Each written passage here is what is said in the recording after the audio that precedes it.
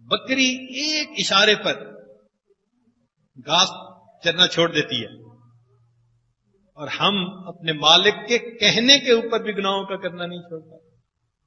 حالت تو یہی ہے نا کہ ڈاکٹر نے کہہ دیا نمک نہ کھاؤ، نقصان دہ ہے، تو نمک بند، شوگر ہو گئی تو چینی بند، ہارٹ پرابلم ہے تو چربی بند۔ یہ چیزیں ڈاکٹروں کے کہنے پہ بند کر دیتے ہیں۔ اللہ رب العزت نے جن گناہوں سے بچنے کا حکم دیا ہم ان گناہوں سے نہیں بچ۔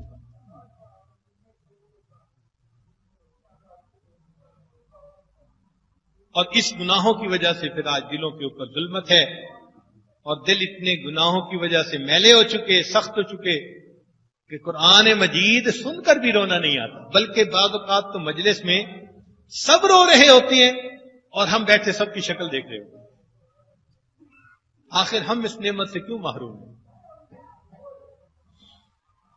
اللہ تعالیٰ سے مانگیے، اللہ تعالیٰ عطا فرما دیتے ہیں، مہربانی کر دیتے ہیں۔ یہ تالے کھل سکتے ہیں، یہ ایسے تالے نہیں جو کھل نہ سکیں۔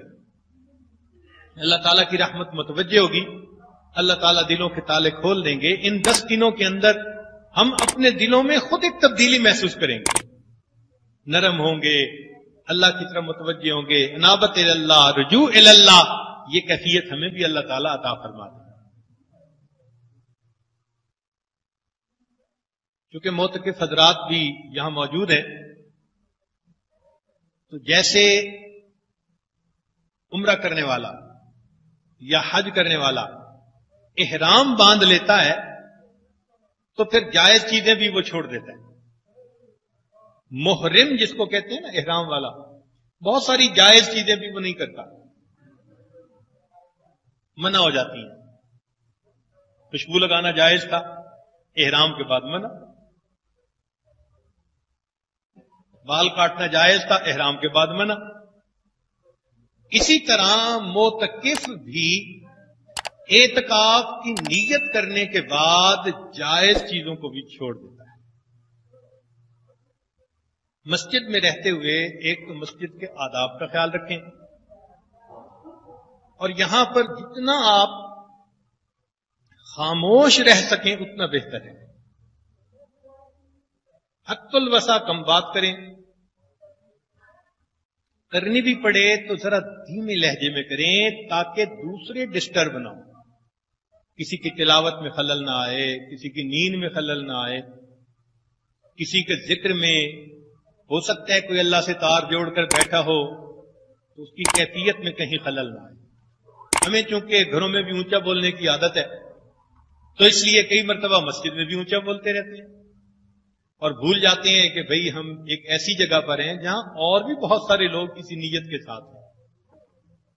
تو اس لیے ایک تو اونچا بات کرنے سے پرہیز کریں، چاہے کھانے کے دوران، چاہے کھانے کے علاوہ، جتنی بھی ضروری بات ہو کوشش کریں کہ سرگوشی کریں، سرگوشی کریں، اس انداز سے بات کریں۔ اور ایک اور مصیبت ہے جس کا نام ہے سیل فون۔ شیطان اعتکاف کو خراب کرنے کے لیے اس کو استعمال کرے گا۔ یہ خنجر در بغل ہے، خنجر در بغل ہوتا تھا، یہ فون در جیب ہے۔ بس وہ اس کے ذریعے سے آپ کے اعتکاف کے اندر خلل ڈالنے کی کوشش کرے گا۔ ان 10 دنوں میں چونکہ نیت کر لی، اس لیے اب سیل فون کو بھی حد الوسع استعمال نہ کریں۔ اتنی ایمرجنسی تو نہیں ہوتی کہ سیل فون کے بغیر کھانا ہضم نہیں ہو رہا، یا سیل فون کے بغیر نیند نہیں آ رہی، یا سیل فون کے بغیر پتہ نہیں کوئی آسمان گر جائے گا۔ بالکل آسمان نہیں گرتا، یقین دلاتے ہیں۔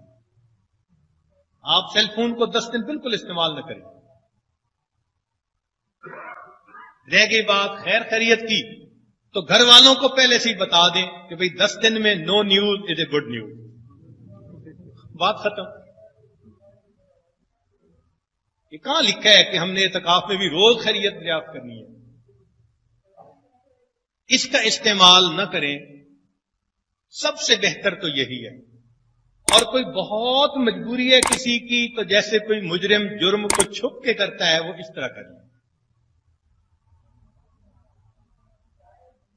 اور وہ احباب جو اعتکاف میں نہیں لیکن اعتکاف والوں کے ساتھ آ جاتے ہیں، ان کی خدمت میں بھی گزارش ہے، کیونکہ ان کے تو کام کاروبار ہوتے ہیں، وہ بھی جب مسجد میں تشریف لائیں تو اس کی جو رنگ ہے اس کو بند کر دیں، سائلنٹ کر دیں، وائبریشن پہ کر دیں، میٹنگ پہ کر دیں، والیوم تھوڑا کر لیں تاکہ دوسرے لوگ ڈسٹرب نہ ہوں. اکثر دیکھا یہ گیا ہے کہ جو جزوی وقت کے لیے آتے ہیں یا بیانات کے لیے آتے ہیں، کیونکہ وہ تو آتے ہی اپنے کاموں سے ہیں تو ان کے سیل فون اسی طرح ہوتے ہیں کئی مرتبہ، تو دیکھنے والا یوں محسوس کرتا ہے کہ شاید اعتکاف والا ہی یہ کام کر رہا ہے. اعتکاف والے بھی احتیاط کریں اور جو ان کے ساتھ شمولیت کے لیے دوسرے حضرات آتے ہیں وہ بھی احتیاط کریں، بہت احتیاط کریں اس بارے میں. تو دو باتیں اس وقت تک عرض کی گئیں، ایک باتیں کرنا اور ایک سیل فون کا استعمال. دوسروں کا جتنی رعایت کریں گے نا اور ان کا خیال رکھیں گے اتنا اجر زیادہ ملے گا. آپ خود غور کریں کہ سیدنا رسول اللہ صلی اللہ علیہ وسلم اپنی اہلیہ کے ساتھ ایک ہی چارپائی کے اوپر لیٹے ہوتے تھے تو آپ صلی اللہ علیہ وسلم جب بستر سے نیچے اترتے تھے تو جوتے پہنے بغیر ننگے پاؤں چلتے تھے. اللہ کے حبیب صلی اللہ علیہ وسلم. عائشہ جانہ فرماتی ہیں کہ میں نے دیکھا کہ اللہ کے حبیب صلی اللہ علیہ وسلم ننگے پاؤں چل رہے ہیں. میں نے پوچھا اللہ کے حبیب صلی اللہ علیہ وسلم ایسا کیوں کر رہے ہیں؟ فرمایا عائشہ تو سو رہی تھی، میں نے کہا جوتوں کی وجہ سے تیری نیند میں خلل نہ آ جائے. ہم بھی سنت پر عمل کر لیں.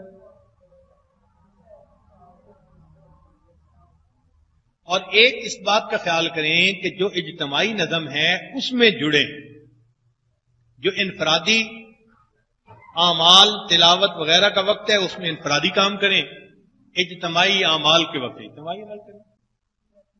ورنہ عام طور پر جب رات کو سونے کا وقت ہوگا اس وقت باتیں یاد آ جائیں گی، اور جب دن میں تعلیم کے لیے یا مجلس بیان کے لیے اٹھیں گے اس وقت نیند غالب آ جائے گی. تو شیطان ہمارے پیچھے ہے تو لگا ہوا. بڑے بڑے شیطان رمضان میں بند ہو جاتے ہیں لیکن چھوٹے چھوٹے شتونگڑے تو پھر ہی رہے ہوتے ہیں. تو کہیں ایسا نہ ہو کہ وہ ہمارے اعتکاف کو خراب کرنے کی کوشش کریں. ایک دوسرے کے ساتھ حسن اخلاق کے ساتھ، محبت کے ساتھ، پیار کے ساتھ، اچھے انداز کے ساتھ ہم رہیں. 10 دن اس کیفیت کے ساتھ گزاریں کہ یہ وقت ہمارے پاس امانت ہے، اپنا وقت نہیں ہے. اب نیت کر کے ہم یہ وقت دے چکے ہیں، اب اس وقت کو ہم نے عبادت میں اللہ کے ایسے استعمال کرنا ہے جس سے اللہ رب العزت خوش ہو جائے، اللہ رب العزت راضی ہو جائے.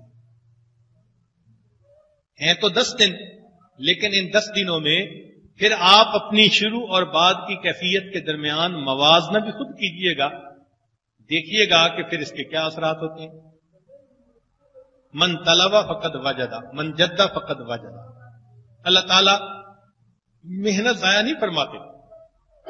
ہمارے ہاں مزدور مزدوری کرنے آتا ہے تو جس کے دل میں تھوڑی سی شرافت ہوتی ہے وہ بھی شام کو مزدوری دیے بغیر اس کو نہیں واپس بھیجتا. تو کیا سوچتے ہیں اس مالک الملک کے بارے میں کہ زمین و آسمان کے خزانوں کی کنجیاں جس کے ہاتھ میں ہیں. اگر ایک بندہ 10 دن رات اللہ کے لیے اس کے گھر میں آ کر بیٹھا اور اس نے دہلیز پکڑ لی کہ اللہ آپ کو منانے کے لیے آیا ہوں، کیا اللہ تعالیٰ اس مزدور کی مزدوری دیے بغیر اس کو چھٹکارا دے؟ ایسا ہرگز نہیں ہو سکتا. اللہ تعالیٰ کا ارادہ خیر کا ہے، اس لیے انہوں نے یہاں آنے کی توفیق دی.